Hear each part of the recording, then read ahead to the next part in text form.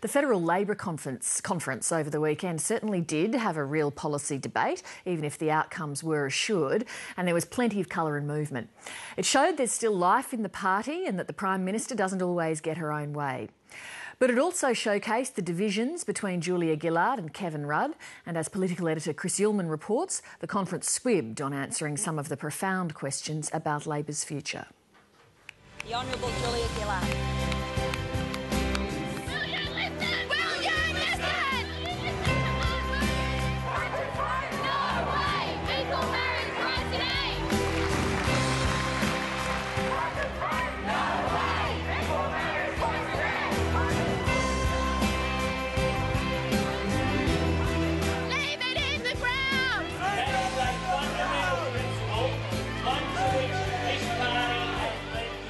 We are at a critical point.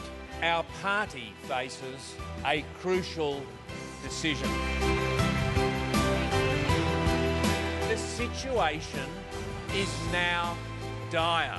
Delegates, our party is in decline. This 46th conference comes at a time when Labor's membership is hemorrhaging. It's being snuffed out in the States and its standing in the polls is at all-time lows. Its leadership knows that it needs to regenerate, but that means that somebody has to give up some power. Our membership is small and getting smaller. Our membership is old and getting older. We used to laugh at the Liberals for not banning booze around the country. Well, I can tell you at the last federal election, we had parts of Australia where we couldn't ban booze for the first time in some years. Labor has had the courage to change Australia. And delegates, today we must find the courage to change ourselves. But did Labor find that courage at this conference? Certainly there was a call for a return to real debate. I want us to have a fair dinkum Labor Party conference. And there were genuine policy fights. The headline was the showdown over same-sex marriage. Surely Australia has reached a point where we can value relationships by markers such as respect, commitment and love. Are we now going to suddenly turn our back on something which up until today we have said is a core value?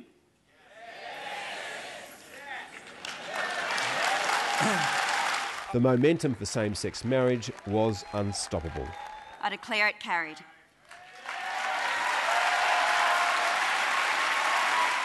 The conscience vote was also carried, almost certainly ensuring the defeat of same-sex marriage where it really matters, in Parliament. Oh, look, the vote on the floor speaks for itself. It was the right decision. I wanted to have a conscience vote and we will. The party's leadership was also at odds with a large part of its base over its determination to use third countries to process asylum seekers. But hard reality has convinced even some left-wing ministers that a deterrent is essential to fight people smuggling. They are part of transnational criminal enterprises that include human trafficking, the modern-day equivalent of slavery. In order to ease the pain of including offshore processing in the platform, the proposal also included the aspiration to increase the annual refugee intake from 13 to 20,000 places. That didn't placate the dissenters. Yet through the Malaysia Agreement we are proposing to discriminate against asylum seekers in a way that fundamentally breaches their human rights. There was one other deeply polarising debate. A decision to enable us to sell uranium to India. And it was vigorously contested. I don't want Labor's light on the hill to be a green, pulsating nuclear light. Prime Minister, you are wrong. Ministers, you are wrong. And one right-wing heavyweight lined up with the left for deeply personal reasons. Stephen Conroy comes from Windscale in England. There, in 1957, the United Kingdom suffered its worst nuclear accident.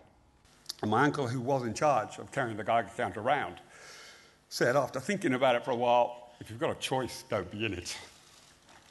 So I've never voted for it, and I'm not going to vote for it today. The ban on selling uranium deeply upsets many of the Indian constituents in Michelle Rowland's Western Sydney seat. Delegates, our Prime Minister, look, just because you order butter chicken from Indian Home Diner on Glebe Point Road doesn't make you an expert. That's what I have to say. Seriously. And Anthony Albanese rarely admits defeat. We were told early on in this debate that the mining and export of uranium was a settled matter. It is not. And Stephen Conroy showed us why today with his contribution.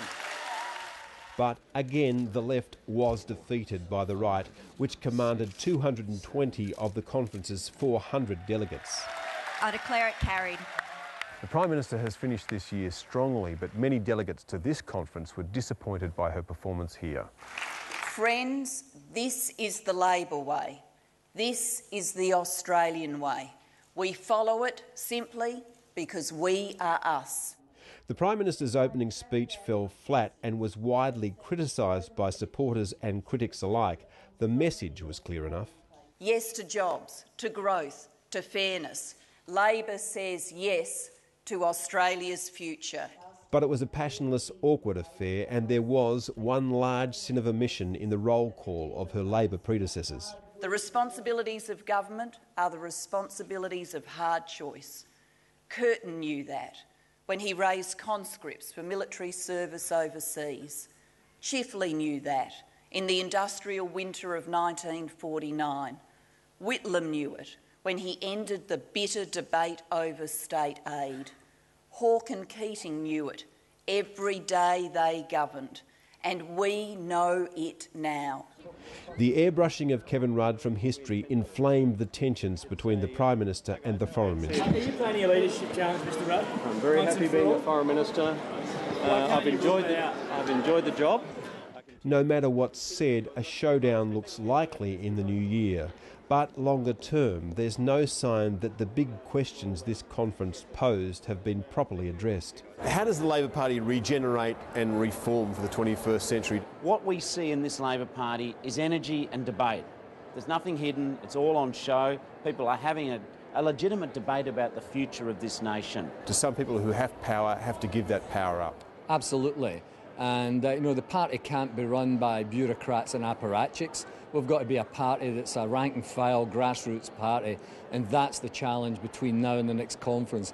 It's hard to see how the small reform steps embraced on the weekend will drive a Labor membership rebirth. And without it, Labor's future is uncertain. Our party has been here for 100 years. What is at stake is that we ensure we're around for another 100 years. Well, the Labor government has announced it's made a decision about a vexed issue, the contract for the Australian Network International Television Service. For the details, let's cross to political editor Chris Ullman. Chris, what exactly has been announced? Well, the government has decided that will stay with the ABC, the Australian network that is, permanently. You do know, Lee, that this was put out to tender and that Sky also applied to run the Australian network, something that the ABC has been doing for some time, and that it would appear through the course of that Sky won that tender process twice. But then there were quite a number of leaks, and the government says that the process was compromised by that, and now it's made a decision to make sure that the ABC keeps it permanently. So could this be subject to challenge then by Sky News? It certainly could be, because there has been a process and the government hasn't followed that process, and I know that the government has been very, very careful about what it's been saying in public to make sure that it limits the opportunity for Sky to challenge this process. It also harks back, Lee, to something that we were talking about in that story that we just heard, and that is the conflict between the Foreign Minister and the Prime Minister, and in this case the Communications Minister, because there are deep suspicions in the government about who leaked the results of the tender process, and some of the fingers are being pointed at the Foreign Minister. So I think that whatever happens, Lee, this story has a long way yet to run. It'll be very interesting. Chris Ullman, thank you very much.